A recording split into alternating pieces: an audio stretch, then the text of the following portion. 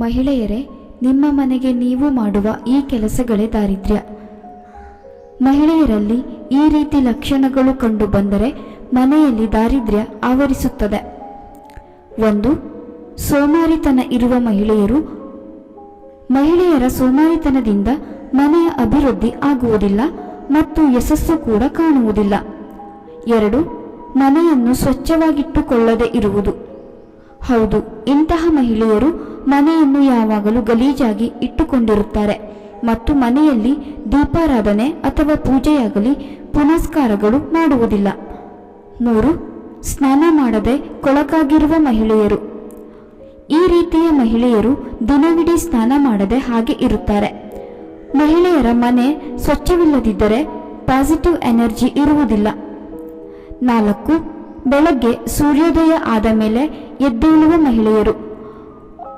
ಈ ರೀತಿಯ ಮಹಿಳೆಯರು ತಡವಾಗಿ ಏಳುತ್ತಾರೆ. ಎದ್ದ ತಕ್ಷಣ ಮೊಬೈಲ್ ನೋಡುವ ಅಭ್ಯಾಸ ಅಥವಾ ಮನೆಯ ಸದಸ್ಯರೊಂದಿಗೆ ಜಗಳ ಆಡುತ್ತಾರೆ.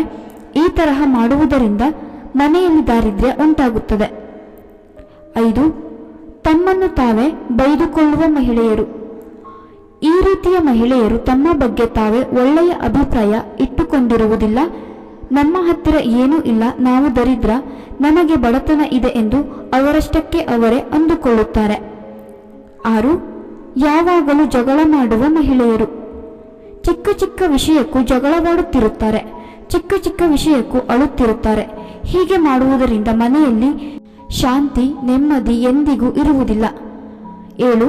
ಬೇರೆಯವರ ಬಗ್ಗೆ ಕೆಟ್ಟದಾಗಿ ಮಾತನಾಡುವ ಮಹಿಳೆಯರು. ಈ ರೀತಿಯ ಮಹಿಳೆಯರು ಬೇರೆಯವರ ಜೀವನದ ಬಗ್ಗೆ ಕೆಟ್ಟದಾಗಿ ಮಾತನಾಡುತ್ತಾರೆ ಮತ್ತು ಬರೀ ಚಾಡಿ ಹೇಳುವುದೇ ಇವರ ಪರಮ ಅಭ್ಯಾಸವಾಗಿರುತ್ತದೆ. 8. ತನ್ನ ಪತಿಯನ್ನು ಕೂಡ ಗೌರವಿಸುವುದಿಲ್ಲ. ಈ ರೀತಿಯ ಮಹಿಳೆಯರು ತನ್ನ ಪತಿಗೂ ಕೂಡ ಗೌರವ ಕೊಡುವುದಿಲ್ಲ ಮತ್ತು ತಮ್ಮ ಪತಿಯನ್ನು ಬೊಂಬೆ ತರಹ ಆಡಿಸುತ್ತಾರೆ. ಹೆಣ್ಣು ಏನು ಬೇಕಾದರೂ ಮಾಡಬಹುದು. ಪ್ರತಿ ಹೆಣ್ಣು ಆದಷ್ಟು ಪ್ರೀತಿಸುವುದನ್ನು ಕಲಿಯಬೇಕು, ಗೌರವ ಕೊಡುವುದನ್ನು ಕಲಿಯಬೇಕು, ಎಲ್ಲರ ಜೊತೆಯಲ್ಲೂ ಹೊಂದಿಕೊಂಡು ಹೋಗುವುದನ್ನು ಕಲಿಯಬೇಕು. ಹೆಣ್ಣು ಎಂದರೆ ತಾಳ್ಮೆ, ತ್ಯಾಗ, ಸಹನೆ. ಈ ಮೇಲಿನ ಎಲ್ಲವೂ ಪುರುಷರಿಗೂ ಕೂಡ ಅನ್ವಯಿಸುತ್ತದೆ.